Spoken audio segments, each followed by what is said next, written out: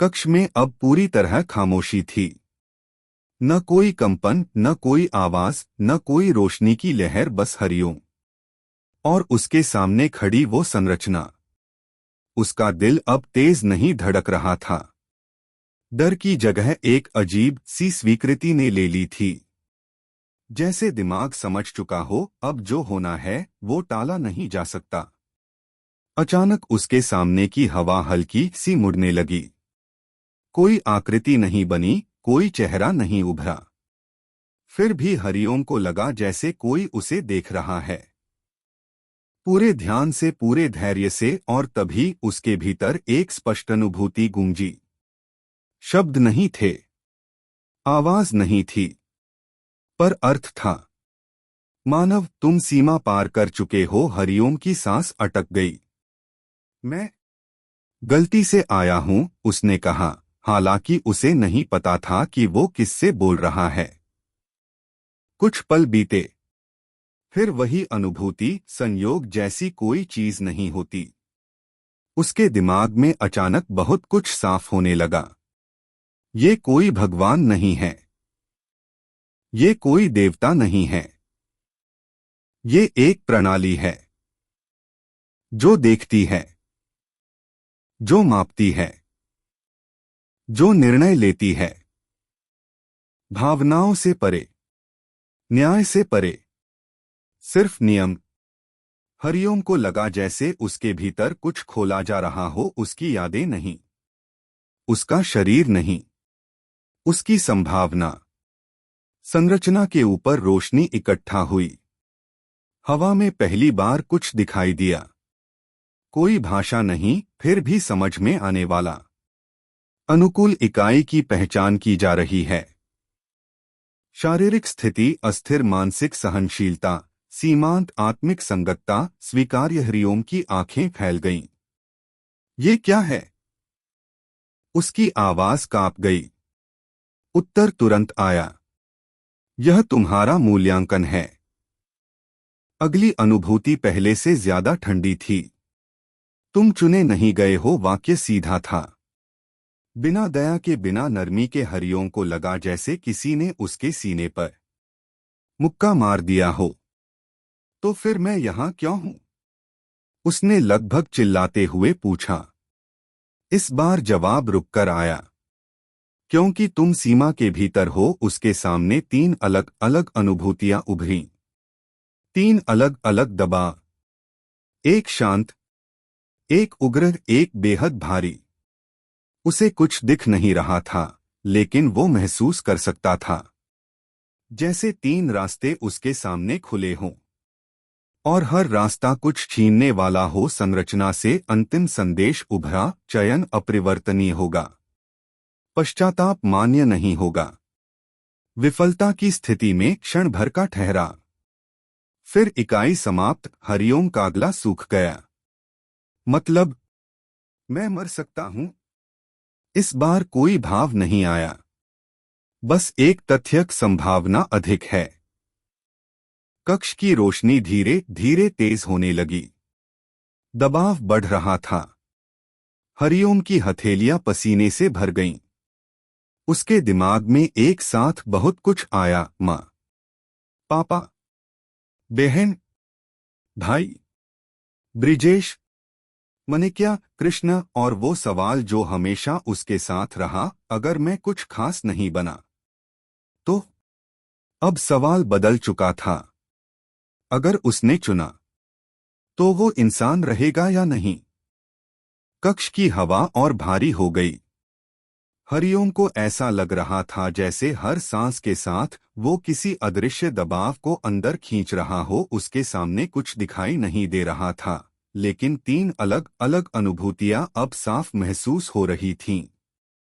वो देख नहीं सकता था, पर समझ पा रहा था कि वो अनुभूतियां उसी से जुड़ी हैं, उसके निर्णय से। पहली अनुभूति शांत थी। उसमें कोई जल्दबाजी नहीं थी। एक स्थिरता थी, जैसे किसी ने समय को थाम रखा हो। उस शांति में डर नहीं था, पर उसमें गर्मजोशी भी नहीं थी। वो ऐसी थी जैसे कोई दीवार जो गिरने नहीं देती, लेकिन आगे बढ़ने भी नहीं देती। दूसरी अनुभूति इसके बिल्कुल उलट थी। उग्र, अस्थिर, जैसे भीतर कहीं आग जल रही हो। उस रास्ते के पास आते ही हरिओम के दिल की धड़कन तेज हो गई। उसे लगा जैसे उसका शरीर ज्यादा भारी और ज्यादा हल्का दोनों एक साथ हो गया हो। उस अनुभूति में शक्ति का वादा था, लेकिन उसके साथ ही कुछ खो देने का डर भी। तीसरी अनुभूति सबसे अलग थी। वो न शांत थी, न उग्र, वो भारी थी। इतनी भारी कि हरिओम को सिर झुकाने का मन करने लगा। जैसे उसके सामने कुछ ऐसा हो जो उसे देख रहा हो, पर सिर्फ शरीर को नहीं, उसकी सोच को, उसकी यादों को, उसकी संभावनाओं को डोट। ये क्या है? उसकी आवाज मुश्किल से निकली। उत्तर तुरंत नहीं आया। कुछ पल बीते, जिनमें हरिओम को अपने दिल की हर धड़कन साफ सुनाई दे रही थी। फिर वही भावनारहित अनुभूति उसके भीतर उतरी। तुम्हारे सामने 3 मार्ग हैं। तीनों का अंत अलग है। तीनों की कीमत अलग है। हरिओम ने गहरी सांस ली। और अगर मैं मना कर दूं? इस बार उत्तर में कोई ठहराव नहीं था। मना करने का विकल्प उपलब्ध नहीं है। उसके हाथ अपने आप कांपने लगे। तो ये कोई चुनाव नहीं हुआ, ये तो मजबूरी हुई। कुछ क्षणों तक कक्ष बिल्कुल शांत रहा। फिर मजबूरी और चुनाव के बीच अंतर केवल परिणाम का होता है। ये शब्द नहीं थे, फिर भी शब्दों से ज्यादा साफ थे। हरिओम को अचानक एहसास हुआ, ये प्रणाली उसे डराने की कोशिश नहीं कर रही। ये उसे बहला भी नहीं रही। ये बस सच बता रही थी। उसका सच। उसके दिमाग में माँ का चेहरा उभरा। सुबह की जल्दी, चिंता, बिना कहे सब समझ लेने वाली आंखें। फिर पापा, उनकी खामोश उम्मीदें, अखबार के पीछे छुपा हुआ दबाव, बहन की हंसी, भाई की आवाज, और फिर वो सवाल जिसने हमेशा उसे भीतर से खाया था, मैं क्या बनूंगा?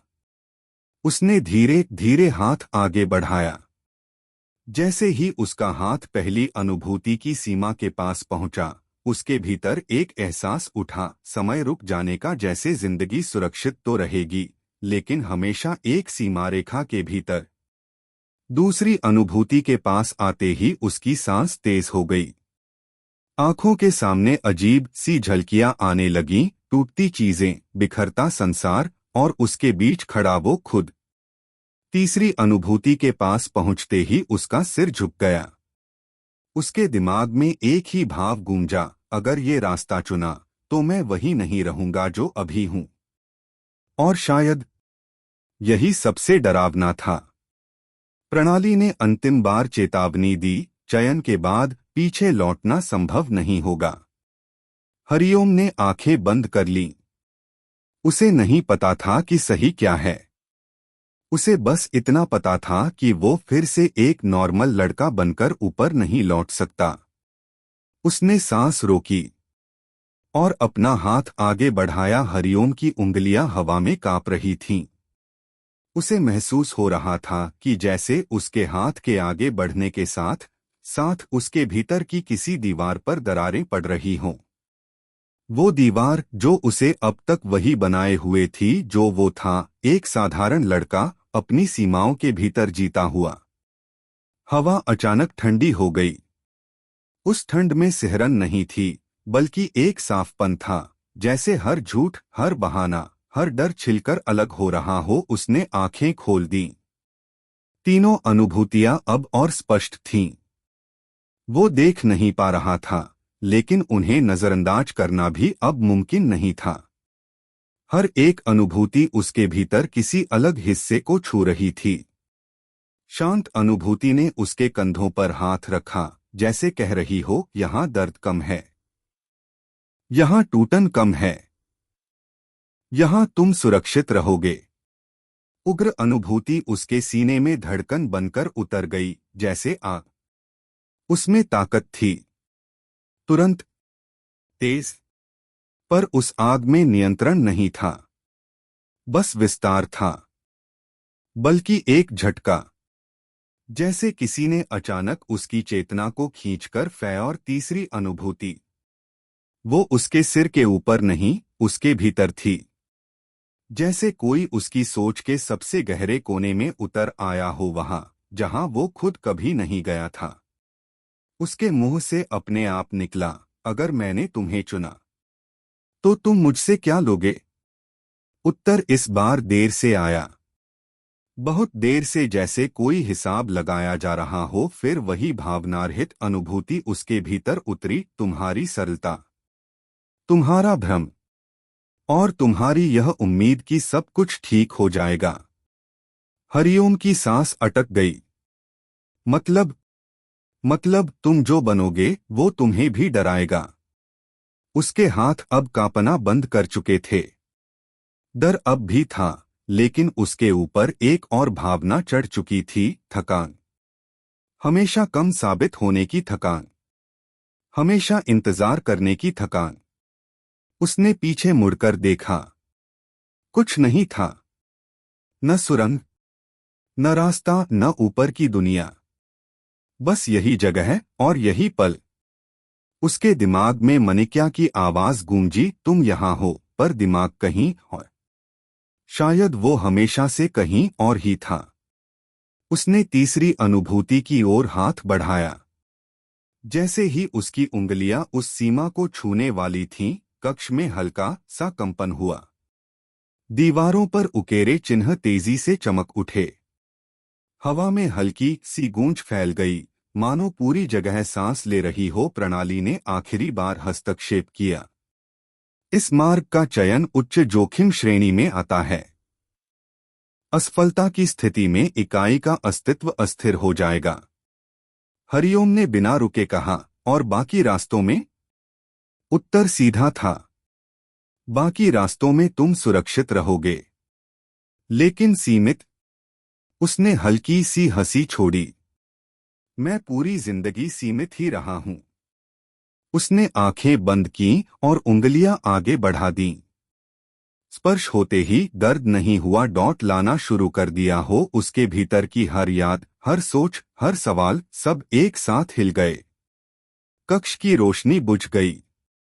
फिर एक पल बाद सब कुछ सफेद। उसके कानों में एक आखिरी संदेश गूंजा, इस बार पहले से ज्यादा गहरा, पहले से ज्यादा स्पष्ट। चयन दर्ज किया गया। प्रक्रिया प्रारंभ।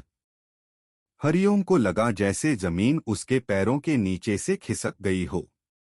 और उसी क्षण उसे पहली बार डर लगा, इस बात का नहीं कि वो मर जाएगा, बल्कि इस बात का कि अगर वो बच गया तो वो वही इंसान नहीं बचेगा।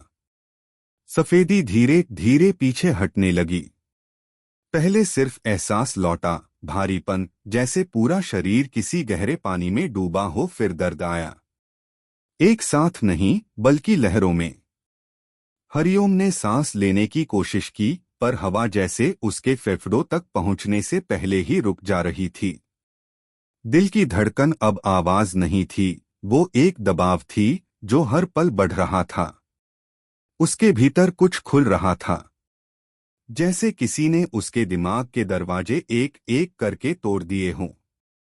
यादें, आवाजें और ऐसे विचार जो उसके अपने नहीं लगते थे। उसने चीखना चाहा, आवाज नहीं निकली। उसे लगा जैसे समय फैल गया हो, एक सेकंड, एक मिनट, या शायद घंटों। फिर उसी भारीपन के बीच एक ठंडा सा तथ्य उसके भीतर उतरा, प्रक्रिया अस्थिर है, अनुकूलन सीमा से बाहर जा रहा है। दर्द और बढ़ गया। हरिओम के सामने अंधेरे में झलकियां उभरने लगीं। पत्थर के शहर, आकाश में तैरते ढांचे, ऐसी आकृतियां जो इंसान जैसी नहीं थीं, लेकिन उनकी आंखों में देखने की वही क्षमता थी। वो देख नहीं रहा था, वो याद कर रहा था। ये मेरी यादें नहीं हैं, उसने सोचना चाहा। उत्तर तुरंत आया, यह तुम्हारी स्मृति नहीं है, यह मार्ग की छाया है। उसके भीतर कुछ टूट गया। एक तीखी जलन उसकी रीढ़ से होते हुए सिर तक पहुंची। उसे लगा जैसे उसकी सोच दो हिस्सों में बंट रही हो, एक जो सवाल पूछती है और दूसरी जो जवाब पहले से जानती है। अचानक सब रुक गया। दर्द थम गया। झलकियां बुझ गईं और हवा वापस लौट आई। हरिओम जमीन पर गिर पड़ा। घुटनों के बल हथेलियां पत्थर पर टिक गईं। वो हाँफ रहा था। कक्ष फिर से दिखाई देने लगा, दीवारें, चिन्ह और सामने वही संरचना। लेकिन अब सब कुछ थोड़ा अलग था। ज्यादा स्पष्ट, ज्यादा नंगा। उसने दीवार की ओर देखा। पहले जो चिन्ह बस आकृतियां लगते थे, अब उनमें अर्थ था। उसे पता नहीं था कैसे, पर वो समझ पा रहा था कि कौन सा चिन्ह चेतावनी है और कौन सा आदेश। उसके भीतर एक ठंडी सी स्पष्टता उतर आई और फिर पहली बार कुछ दिखाई दिया। हवा में उसकी आंखों के सामने हल्की सी रेखाएं उभरी। धुंधली नहीं, पर पूरी तरह ठोस भी नहीं। मार्ग, तृतीय स्थिति, अस्थिर अनुकूलन, 17%। हरिओम ने पलक झपकाई। रेखाएं गई नहीं। उसका दिल जोर से धड़का। तो ये असली है, उसने बुदबुदाया। उत्तर आया, यह केवल प्रारंभ है। उसे अचानक अपनी माँ की याद आई। सुबह की जल्दी, रसोई की आवाजें। वो दुनिया जो ऊपर थी, साधारण पर सुरक्षित। अगर मैं वापस गया, उसने सोचा। वाक्य पूरा होने से पहले ही जवाब मिल गया। वापसी संभव है, पर प्रभाव स्थायी रहेंगे। उसके हाथ अपने आप मुट्ठी में बदल गए। और अगर मैं असफल हुआ? कुछ पल की खामोशी। फिर असफलता पहचान का अंत होगी। उसने आंखें बंद कर लीं। डर अब भी था, लेकिन उसके साथ एक नई चीज भी थी, जिम्मेदारी। ये सिर्फ उसके बारे में नहीं था। ये उस चीज के बारे में था जो अब उसके भीतर जाग चुकी थी। कक्ष की रोशनी धीरे धीरे कम होने लगी। संरचना शांत हो गई। और उसी शांति में एक आखिरी सूचना उभरी, अनुकूलन पूर्ण होने से पूर्व क्षेत्र छोड़ना अनुशंसित है। हरिओम ने उठकर खड़े होने की कोशिश की। पैर लड़खड़ाए, पर गिरा नहीं। उसने एक गहरी सांस ली। वो नहीं जानता था कि उसने सही किया या गलत, पर उसे इतना जरूर पता था, अब वो सिर्फ देखने वाला नहीं रहा। उसने पहला कदम पीछे की ओर बढ़ाया, जहां कभी सुरंग थी। और इस बार अंधेरे में एक रास्ता धीरे धीरे उभरने लगा। उसने आखिरी बार कक्ष की ओर देखा, फिर मुड़ गया। ऊपर की दुनिया अभी वैसी ही थी, पर वो नहीं। हरिओम को सबसे पहले जो एहसास हुआ, वो जमीन का था। ठंडी, सख्त और असली। उसने आंखें खोलीं। ऊपर आसमान नहीं था, कोई छत भी नहीं, बल्कि वही पुरानी टूटी हुई सीढ़ियां थीं, जहां से वो नीचे उतरा था। सुरंग अब पीछे थी। अंधेरी, खामोश। ऐसा लग रहा था जैसे वो जगह कभी थी ही नहीं।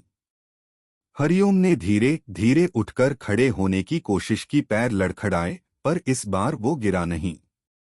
उसका शरीर भारी था, लेकिन कमजोर नहीं। ये फर्क उसे तुरंत महसूस हुआ, जैसे हर हरकत में थोड़ी ज्यादा पकड़ आ गई हो। उसने अपनी हथेली देखी। वही पुरानी हथेली, वही उंगलियां, लेकिन फिर भी कुछ अलग था। वो ऊपर की ओर चल पड़ा। हर सीढ़ी के साथ उसे ऐसा लग रहा था जैसे वो सिर्फ जमीन से ऊपर नहीं जा रहा, बल्कि किसी और ही चीज से दूर हो रहा हो। जब वो आखिरी सीढ़ी पर पहुंचा तो बाहर की रोशनी सीधे उसकी आंखों में पड़ी। सुबह हो चुकी थी। सड़क वैसी ही थी, चाय की दुकान खुल रही थी, दूर से किसी बस की आवाज आ रही थी। दुनिया चल रही थी, जैसे कुछ हुआ ही न हो। हरिओम ने एक गहरी सांस ली। हवा उसे अलग लगी। ज्यादा ठंडी नहीं, ज्यादा साफ नहीं, बस ज्यादा स्पष्ट। उसे हर छोटी आवाज अलग अलग सुनाई दे रही थी। दुकानदार की चाबी, किसी बच्चे की हंसी, दूर जाती साइकिल की घंटी। उसने भौहें सिकोड़ लीं। ये क्या है? उसने खुद से कहा। उसी पल उसकी आंखों के सामने हल्की सी रेखा उभरी। अनुकूलन 19% स्थिति। अस्थिर। हरिओम ने झपककर आंखें बंद कीं, फिर खोलीं।